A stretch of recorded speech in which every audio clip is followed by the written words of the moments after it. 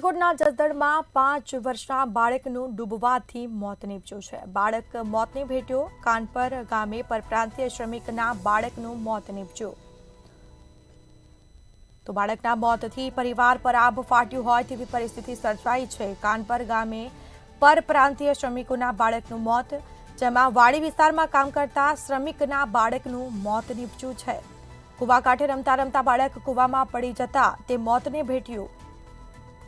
વધુ વિગતો સાથે સંવાદદાતા કરશન બામટા ફોનલાઈન પર જોડાયા છે। જી, રાજકોટના જસદણમાં 5 વર્ષના બાળકનું ડૂબવાથી મોત થયું છે, શું છે મામલો?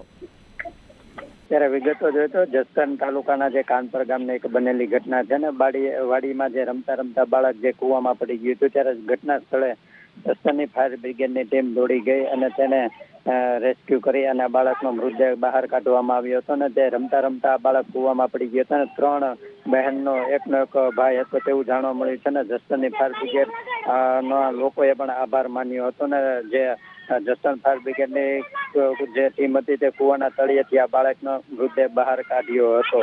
તેમાં ફાયર બ્રિગેડની ટીમ જે પ્રતાપભાઈ, મજીદભાઈ સહિતની ટીમે જહેમત ઉઠાવી અને આ બાળકનો મૃતદેહ બહાર કાઢ્યો હતો। જી બિલકુલથી તમામ જાણકારી આપવા બદલ આપનો આભાર।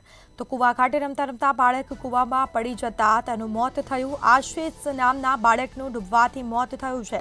વાડી માલિકને જાણ થતાં ફાયર વિભાગની ટીમને બોલાવી અને ટીમે રેસ્ક્યુ કરી અને બાળકના મૃતદેહને બહાર કાઢ્યો।